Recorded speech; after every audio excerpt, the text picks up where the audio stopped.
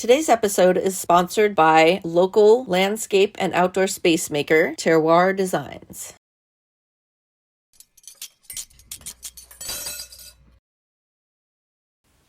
Hey everybody, welcome to With Bowl and Spoon, a podcast about food, eating it, loving it, and exploring how it shapes who we are, our personal food evolution. I'm Shelley, a home cook, gardener, longtime advocate for food sovereignty. I have my master's in food studies, and I love farmers markets, and I am your host. Together, we'll dive into wide-ranging conversations and reflections rooted in a deep love of food. From stories of personal transformation to interviews with food professionals, travel meals, and fermentation experiments, we talk about the way food weaves through our lives, not as a trend or fuel, but as culture, memory, connection, and care. Each episode explores our personal food evolution, how and why our relationship with food changes over time, what we carry forward, what we leave behind, and what we learn at the table.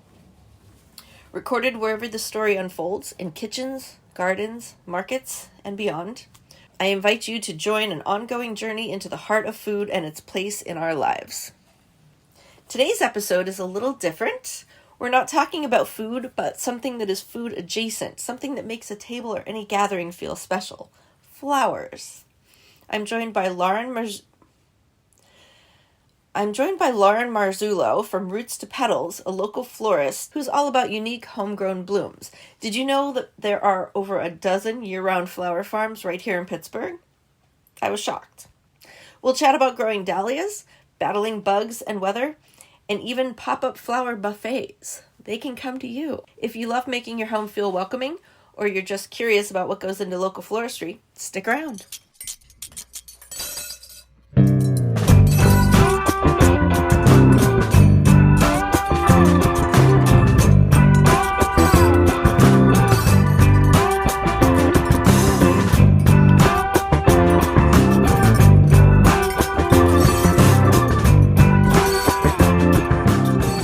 Everybody, welcome to With Bowl and Spoon. I'm here today at Roots to Petals with my guest, Lauren. Why don't you go ahead and introduce yourself and tell us about your business?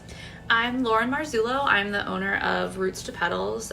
We were founded earlier this year in February, opened our doors here in Oakmont on February 7th, and we are a full-service florist. We also are a plant shop, and we also are a gift and greeting card shop. And what makes us different is we focus primarily on local flowers, including the ones that we grow ourselves. That's fantastic. And I saw some of the beautiful flowers that you have out there, the really unique daffodils and tulips with frizzle edges. Yes. That are so cool. You said they came from Butler. They did. So we've built some really strong partnerships with other local flower farmers so that we can supplement what we grow, which is only as much as I can on a very small piece of land in, the suburbs. So I just went to Bryn Hill Farm in Butler to get her special Queensland tulips that you were describing. And this morning we hosted the Pittsburgh Flower Exchange, which is a collective of several local flower farmers, including Bryn Hill. And I was able to purchase some specialty, beautiful pink frilly daffodils at that market as well.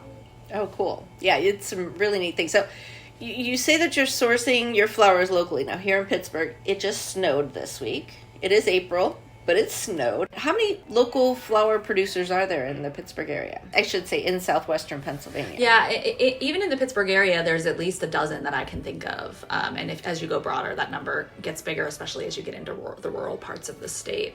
But there's many, and it's becoming more popular, I think. There's people every day entering flower farming, including someone just came into the store the other day who's starting a new farm over in Plum. So yeah, that's many. Really incredible. I mean, my focus has been mostly on food because I grow flowers at home. Mm-hmm. And so when I go to look to buy stuff, I buy food.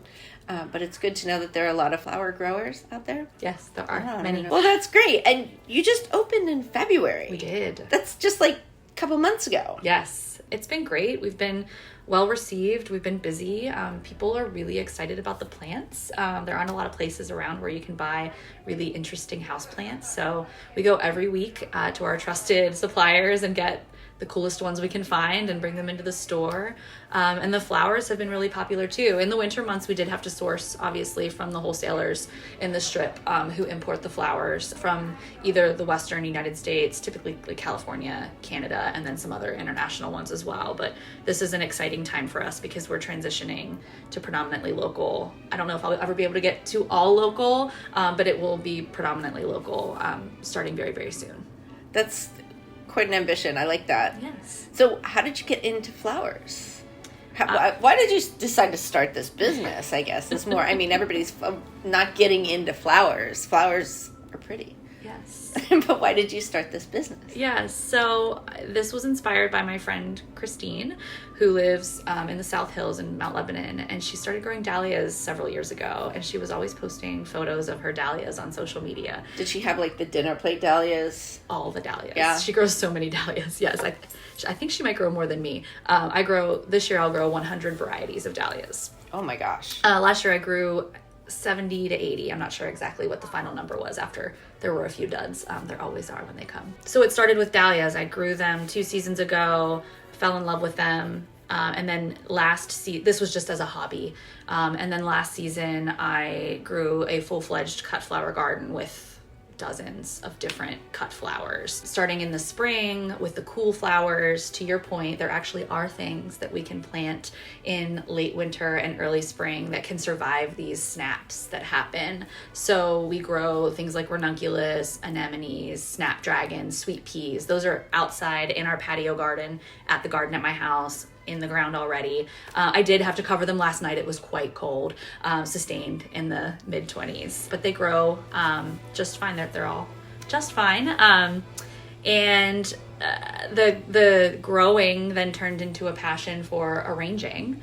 And so that's how the floral business started. And I really just wanted to do something different that was not just a florist, not just a grower, but both at the same time. You're not growing here at the location. You're growing at your home. It's both. I grow at my house, and we also are growing at our patio garden here at the studio. Right now we have several raised beds that we're growing the ranunculus, anemone, snapdragon, sweet peas, Iceland poppies in, and we're going to be expanding significantly to have dahlias here and all of the other cut flowers that we grow. So we'll grow some smaller quantities of them here, hoping that the deer stay in the woods and not on the concrete. And the rest are grown at my home in my nicely fenced in and protected garden. I hope you're doing more than wishful thinking against the deer, though. Oh, no. 6-foot fencing. Yeah. Mesh for the rabbits. The rabbits around here are more destructive than the deer. They're aggressive. Yeah. So this is great. You're talking about all these flowers that I didn't realize, like ranunculus. I thought they were a summer flower. I knew they didn't like the heat, but I thought they were something that you plant now and they come up in early summer. And that's not the case. They grow in the winter? They grow in the cool? So they do. So what happens with them is you have 2 choices in our zone 6B. So you either can start them in the fall, the ranunculus and anemones, and protect them with a row cover of either plastic works best, or you can try frost cloth. This was a particularly cold winter. We were down to 0, as gardeners know. But I do know people who overwintered them in their tunnels, and they used things like old Christmas lights to add a little bit of a heat source. There's another farmer in the area who uses buckets of hot water on particularly cold nights and just puts them in under the greenhouse plastic and then pulls the greenhouse plastic over, and it provides a heat source that gets through the coldest parts of the night. So you can do it in the fall, or what I chose to do, because I was frankly a little afraid to lose the investment in the corms and the tubers and things, I chose to wait until I started mine in February inside, got them nice and rooted and sprouted, and then they go into the ground around St. Patrick's Day. They'll bloom late April, early May. Friends who are growing them, who overwintered them and had them in tunnels, their anemones are actually blooming right now, which is amazing. So where did you get all this knowledge? How did you acquire this? Were you just passionate about growing flowers? Yes, it was a hobby that sort of overtook everything else and became a passion project. I've studied the books like Cool Flowers by Lisa Mason Ziegler. That's where I learned all about the cool flowers that I grow. I've watched all of Florette's videos and her documentary series, and she has books. I have all of her books. We sell them here too. And there's many other flower farmers, like North Lawn Flower Farm. She's in eastern Pennsylvania. I've watched, I think, every video she ever has produced. She's fabulous. Sunshine and Flora is another one that I follow. I think she's in Kentucky. But just lots of reading and YouTube videos and self-teaching. So what did you do before this? I was an attorney for 15 years. I practiced defense side employment law, and then I left that in October. And I was doing flower arranging from my home. The season was over, the growing season was over, and so I was sourcing flowers for Thanksgiving arrangements and for Christmas arrangements and just winter arrangements in general. And then I got a call from a close friend who let me know that this space was available. And he said, I know you are dreaming of a flower shop, and I think it's perfect. You should go for it. And the rest was history. So this was around the fall this last year. This was like early winter that I learned of this opportunity. So we're saying less than 6 months ago. Oh, it was a whirlwind. Correct. You were a lawyer. Yes, correct. And within 30 days, we had these renovations done, and the doors were open because it was Valentine's Day. And if you're going to be a florist, you should be open on Valentine's Day. Wow. Okay, this is bonkers. Yeah, it was a whirlwind. Yeah, that's great. Some would say it, and that I was a little bit crazy to do what I did, but here we are. So I know you learned about cool flowers through the Cool Flowers book, but prior to that, well, tell me where you grew up. I grew up out by the Pittsburgh airport. I went to West Allegheny School District. It was a more rural area than where we are now. And I actually am connected to gardening through my father, who passed away when I was 19. And he was an avid gardener. And that's just like something that I always feel really connected to him with when I'm in the garden. What did he grow? Vegetables, all the vegetables. Green beans, zucchini, tomatoes. We ate tomatoes like apples as children, like with a little bit of salt. He grew the cold greens as well, and the cauliflower and the broccoli, and I remember all of the vegetables he grew. Yeah. And did he integrate flowers as companion plants or anything? No. Not that I can remember. No, it was very vegetable focused. All right, so you just depended on the landscape for the bringing in the bees and the pollinators. Yes. That's cool. I guess the zucchini blossoms. So have you grown food too, or did you just... Okay. I started growing food. I've had a garden for many years where I grew some of the same things that my dad grew. So I grew zucchini, tomatoes, cucumbers, peppers. Yeah, that's kind of where it started. And then my friend Christine introduced me to the dahlias. And this year, the garden will be very predominantly flowers with maybe some tomatoes and a few vegetables for this year. Dahlias are so different as a first flower to grow because it's not a seed. And it's not a perennial, but it's not an annual either. Do you save the tubers? I do. So just yesterday, we started working on them. So as I mentioned, I grew about 70 varieties of dahlias last year, and I've learned a lot in the years that I've been growing. The first year I sourced them from large Dutch distributors, which is a no-no in the dahlia world. I did not know that at the time, and they were diseased. And so that has a lot of ramifications. I had to throw them all away, so I lost the whole investment in them. Wow. And I also cannot use that bed that I used. Thankfully, it was just one bed for at least 3 years to grow dahlias again. Otherwise, that disease can spread to my beautiful, perfect tubers that don't have the dahlia disease. So last year I sourced all of my tubers from small farms. That's the key, because they're harvested and processed by hand. And if there's a bad one, it gets thrown out, and others are quarantined. So we bought from very reputable farms. And we grew them in grow bags, each one, 70 grow bags all around the property, where I could keep an eye on them and cull anything that was diseased without it impacting the others. So that was very successful. We have not parked in our garage all winter long because 70 grow bags have been sitting on the floor filled with the dahlia tuber clumps. The beauty of dahlias is that each one of those tubers is now a clump of tubers, and we just dug them out of the bags yesterday, and they're beautiful. They look great. And they actually, because the garage is warmer than outside, they've eyed up, and you can see, very easily to divide them. So we'll divide each one. It looks like I'll get maybe 4 additional tubers from the original one. So I'll keep 1 or 2, and then I plan to sell the remainder in May at an event here at the studio. That's exciting. It is. It's a lot of work, though. Dividing 70 clumps of dahlia tubers is... Yeah. Lots of farmers divide a lot more than that, but for me, that's a lot of work running this, too. Oh, for sure. Yes. Yeah, we have like 4 or 5 varieties that we grow, and one that is the most prolific is this. It kind of looks like a little sunflower, and it's yellow and red, and it's real detailed in the center with little dots. Is it the custard version? I have no idea what it's called. It sounds but we got it from somebody, and then we grow it, and then my husband digs it up and takes care. Like, I'm just like, no, you're on your own garden. Just do your thing, and I'll see you in the spring. My husband takes the time to dig it up and put it in the wood shavings and put it in the basement. And then he brings it back out. So this yellow and red one has just proliferated over the years. And we've given it to so many people. It will take over the world someday. But it is a really interesting flower. It's a great cut flower because it lasts so long. Yes. But it's not a big one. It's just a relatively small dahlia. Not your typical, like, completely all petaled dahlia. I think you're talking about, they're called collarettes. They have like just the one layer of daisy, like, but then there's a smaller layer in the middle as well that comes out in the different colors. Yeah. We grow a couple of those. They're so cute. They're really pretty. But anyway, so I have a tiny little bit of knowledge of the work that goes into that and the amount of, space it takes to store them and to maintain them, and it's not really difficult to dig them up and save them, but it's really just a pain that people don't want to deal with. Yes, exactly.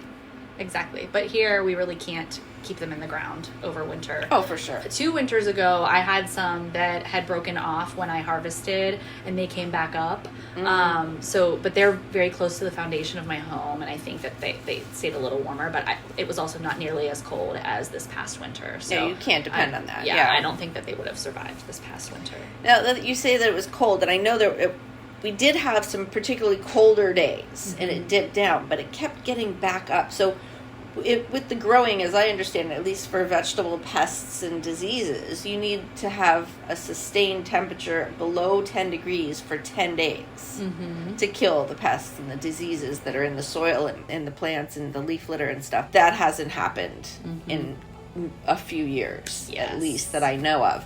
So have you seen any of those, like, pests or diseases coming out that you've noticed? And I'm going to call it climate change. Yes. We notice leafhoppers, aphids, a variety of different pests in the garden. We try to use organic solutions, things like pyganic. It's made from chrysanthemum extract, has been effective for us. And then there's a miticide that's also organic. I can't think of the name of it, but we try to rotate those 2 throughout the season to control those sorts of things. And there's also planting practices that control those sorts of things, like making sure that your spacing is right, making sure that your soil is amended properly and has the right nutrients in it.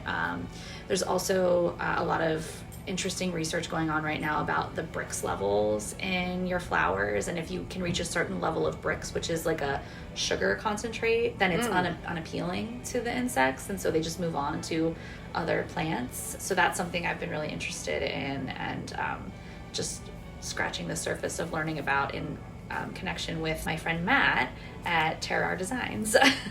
Matt, who's sponsoring this episode. Yes. Matt and his colleague Ryan Kiefer built my garden and started this whole journey. So they took a pretty unusable hillside of grass and turned it into a tiered cedar, beautiful landscape garden that's I'm just so grateful for.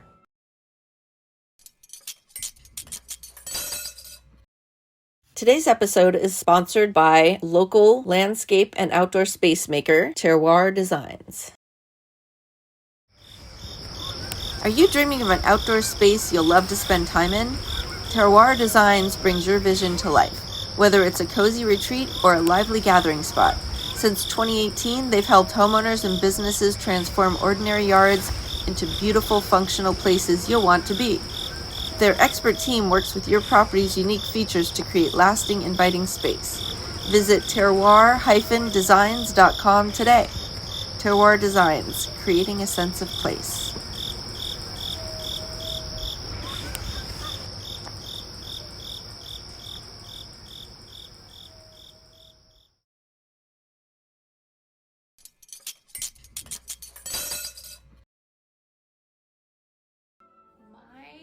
Favorite customers are the ones who come in genuinely interested in the different kinds of flowers that we're offering, and kind of appreciating the ways that they're different and beautiful in ways that maybe the traditional flowers that you get from a traditional florist, they're just different, right? These are different flowers. I like when they appreciate the local nature of the flowers. That's something that's important to me as a grower.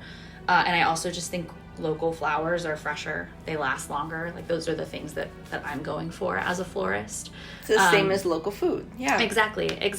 And, we have a flower bar in the studio at all times, which you don't often see around here. We have inspiration shops on the West Coast where this is not like so foreign of a concept, but I love when people walk in and they point to that snapdragon and they point to that ranunculus and they point to that anemone, and like we work together to create something that's really beautiful that they had a hand in as well. So wait, you talked to what did you call it? The flowers. The bar. The flower bar. Okay, so you've got a flower bar. Explain what that is. Yes, so we have buckets of flowers that are available on the studio floor at all times by the stem, so that anybody with any budget can come in and leave with beautiful flowers. So it's like a flower buffet. It's like a flower buffet, correct? Yes. So we always have a mix of seasonally appropriate colors and flowers, and whenever possible local. We're just dipping into that as we've talked about. But people can do it themselves. They can DIY their own bouquets, and then we wrap it up for them and send them on their way. Or if they want one of our designers to help them put together the bouquet, we're there for that. We also have our own arrangements and bouquets that are ready to go that we've put together. But a lot of people have really enjoyed having a hand in it and having some choice in what the flowers are that are going to be in their arrangement. Sounds like a lot of fun. It is. It is. We also make the studio available for like after hours birthday parties, showers, team building events, and we've had several of those already, and it's been a great success. People bring food and drinks, and we guide them through a vase arrangement or how to make a bouquet, and they get to celebrate their special event surrounded by flowers and plants. So you can have your birthday party here. Yes. And all your friends go home with a bouquet. Exactly. Yep. Excellent. Yes. Sounds like a lot of fun. BYOB. Yes. Or there's a brewery right across the street. There is. That's right very across convenient. the parking lot. It's super convenient. Yeah. Yes. And we have a mobile flower bar as well that it gets booked for off-site events that we bring to like country clubs and places. Like we just did one in Urban Tap a few weeks ago. What does that look like? Describe that to me. So it's a similar wheeled buffet of flowers that we bring. We bring the snips, the little wraps that you can just drop your bouquet in after you create it. We bring all the flowers, and we can do those either, we call them like manned or unmanned. Either someone will be there to help you, or we can just drop it off and you have fun with it for your few hours, and then we'll come back and get it after the party's over. So do you sell them by the bouquet, or do you have people book it and pay for people the flowers? Book it and pay for the whole package, and we price it by the person. And it's really flexible pricing. It just really depends on how big you want the bouquets to be, how specialized you want the flowers to be. So the price ranges can vary. And then we leave instructions for the guests like, okay, this is the package. You get 2 roses, and then you get 2 of these and 3 of these, so that it's easy for them to pick from the different tiers the appropriate amount of flowers. But on Mother's Day, we're actually taking our flower bar up to the Oaks, which is a theater in Oakmont. They are screening Mamma Mia that morning. The Oakmont Bakery is catering brunch, so we're going to have brunch, bud vases with local blooms, and Mamma Mia on Mother's Day for people to kind of start the day before they get together with their families. That's super cool. Yes, we're very, very excited about it. So you're in Oakmont. Yes. I want to get to that because you were talking about all the different businesses, and it seems like you guys are all working together. Have you lived in Oakmont? Yes, I've lived here for 13 years. Okay. My kids go to the local school, and my husband is a realtor. He sells houses around here, so he coaches lots of sports, so we know a lot of people through that. So yeah, we're very integrated into the community. My landlord owns a business. She's also a woman business owner in the community, and there are just a huge number of women business owners in the community, actually. A lot of the newer shops and boutiques are women owned, so we all have gotten to know each other and work together and try to support each other when we can. Yeah. Talk more about the community, about the Oakmont community, because I don't know a lot about it, and from what Matt says, it's really a tight community, and you guys are looking out for each other and doing a lot of really great stuff. Can you talk about that? Yeah, it is. I think it's such a great place to live because you're in the suburbs, but yet you can walk to so many things, and everything's just so close. We have a market. We have today's organic market, which carries much of the grocery items that you might need in a week, and they source them from local organic farmers, which is amazing. We have so many different clothing and beauty shops and boutiques that are all women owned and just have really unique, interesting things. And we have my friend Nicole owns Pickles and Pancetta. She has a charcuterie board catering company. So we partner together a lot. She supplies boards to me from my workshops, and she also supplies boards to the brewery, for example. Whenever on the weekends, I believe they always have the boards available for people to snack on. The brewery's been a great partner. We do plant bingo there every couple of months. We just did our first one in March. What is plant bingo? It was such a fun night. So we did 6 rounds of bingo, 3 traditional rounds, and then 3 of the special rounds with the postage stamp and the 4 corners and the coverall. And do they have plants on the actual board? No, it's just a regular bingo card, a regular bingo set, but the prizes were all house plants. And so we did 3 prizes per round of like the smaller prizes at the beginning, and then at the end we moved up to these big, huge monsteras, and the grand prize was a fiddly fig that's as tall as me, which people were really excited about. It was a really fun night. Oh, I love the fiddly figs. Yes. Oh, I thought I was going to learn about a new type of bingo. But people also did learn about the plants. So did you have some plant trivia? Would be a good one. That would be a good one. Yeah, they do trivia nights over there, but not plant trivia that I'm aware of. But it was an informative night too, because part of this whole concept is to be helping other people in the community grow and garden and share our passion for flowers. And so some of our workshops are about that. So we have a dahlia workshop coming up where we will teach about growing dahlias, and you'll get some dahlia tubers as part of that package to try to grow yourself. We've been working with Terroir Designs on doing like soil testing type workshops so that the gardeners in the area have access to companies like Worm Return who can test their soil and then help them figure out how to amend it so that, as we were discussing, we don't have these pests as much as possible. Yeah, that's the Green Collar Cooperative. Yes. That they're part of. That's great. Yes. Yeah, soil is so important. It is, yeah. So I usually ask my guests, what's next? What's new coming up? But the whole business is new for you. It is. So. It's all new. So why don't we just go with this? Like, what are you most looking forward to in your first year in business? So we talked a little bit about the flower market that was here this morning. I'm just so excited for some of the best flower farmers in the area, not all certainly, but some of them who are part of the collective to come here every Wednesday morning and share their beautiful flowers. I mean, I grow a lot of flowers, but like they grow some that I've never even heard of. So it's just going to be a really exciting season to fill the shop with their flowers and support them and learn so much myself as a gardener and a grower. And you have events that you're going to be doing through the summer, I'm guessing? Yes, we do lots of different workshops. So far, they've been primarily flower focused because that's where I started, but we also have a full-time two full-time employees on staff, one who is a horticultural specialist and the other one is an ecologist and native landscaper by trade, so that's amazing.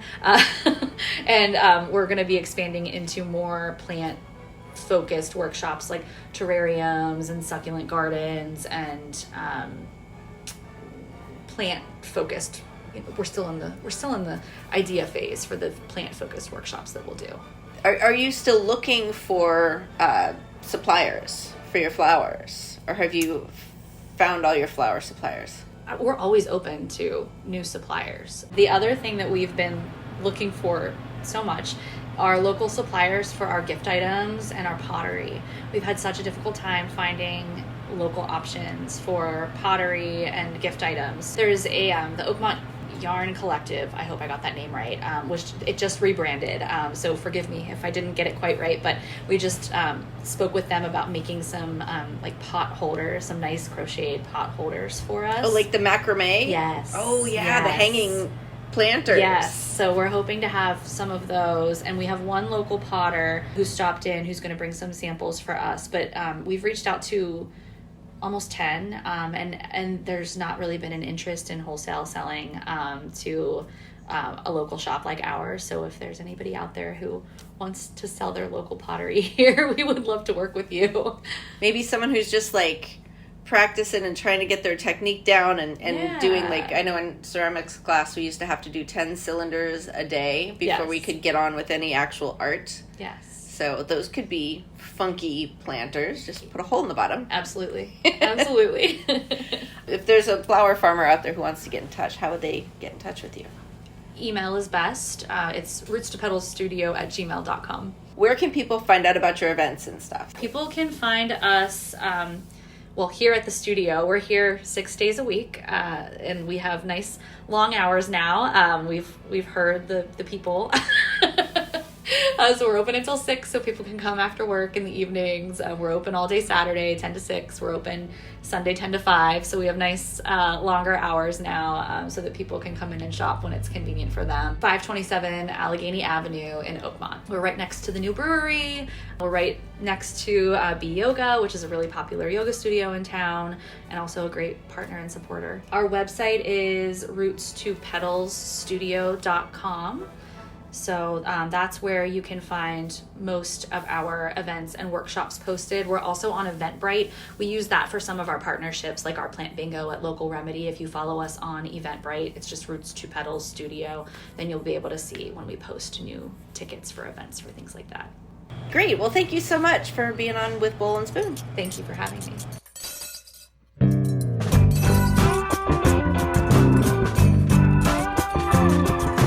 Everyone knows that food is cool. No secret. Eat that food with a bowl and spoon. Everyone knows that food is cool. No secret.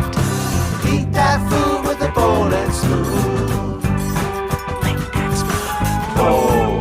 With Bowl and Spoon is written, produced and hosted by Shelley Danko Day. And spoon. Original theme song was written and performed by Paul LeBreeze and friends. You can listen to With Bowl and Spoon wherever you get your podcasts. Don't forget to subscribe, like, review and share. Follow us and send us questions or messages on Facebook and Instagram at With Bowl and Spoon. Thanks for listening.